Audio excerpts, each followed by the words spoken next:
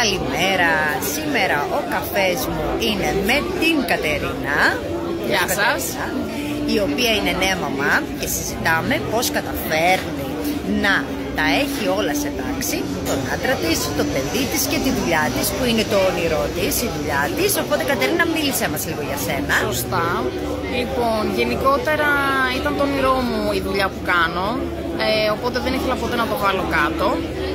Και εννοείται, αφού έκανα το παιδάκι μου και είναι και πολύ μικρό, είναι 13 μηνών, είπα ότι πρέπει να ξεκινήσω να εργάζομαι, γιατί γενικότερα θεωρώ οι εργαζόμενες γυναίκες και μαμάδες ταυτόχρονα οφείλουν να συνεχίζουν τη ζωή τους και εκτός σπιτιού, είτε αυτό είναι η εργασία είτε είναι μια βόλτα.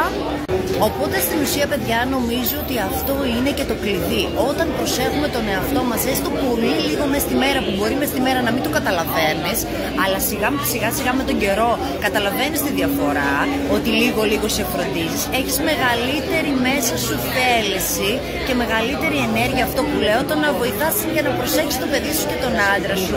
Και έτσι κάπως η ζωή σου και η καθημερινότητά σου γίνεται πιο εύκολη. Αυτό λοιπόν συζητάμε με την Κατερίνα σήμερα. Και θα ήθελα, Κατερίνα, να μας πεις και λίγο για το όνειρό σου και πώς τα κατάφερες. Λοιπόν, ξεκίνησα εννοείται πολύ σιγά σιγά, όπως και ο καθένας ξεκινάει όταν θέλει να κάνει κάτι δικό του.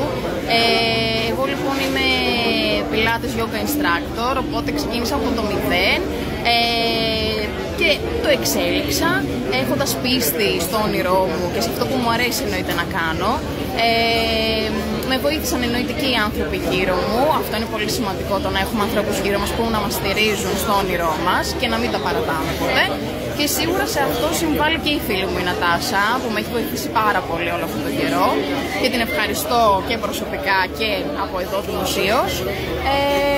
Και αυτό, πιστεύω ότι όλοι οι άνθρωποι πρέπει να ακολουθούν το όνειρό τους, να μην το βάζουν κάτω, να πιστεύουν σε αυτό που θέλουν να κάνουν, είτε έχουν οικογένεια, είτε έχουν παιδιά, είτε δεν έχουν, αρκεί να πιστεύεις στον εαυτό σου για να προσπαθήσεις να προχωρήσεις παρακάτω.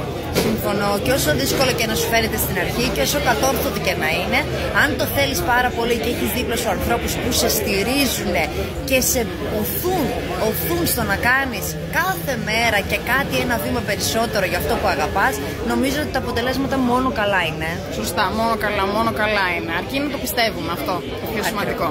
Ακριβώς. Θα περιμένω και σένα το μήνυμά σου, να βγούμε να πιούμε τον καφέ μας παρέα, να κάνουμε τη βόλτα μας και να συζητήσουμε ό,τι σε απασχολεί. Καλή συνέχεια. Ευχαριστώ πολύ, Κατερίνα. Καλή συνέχεια, και εγώ ευχαριστώ.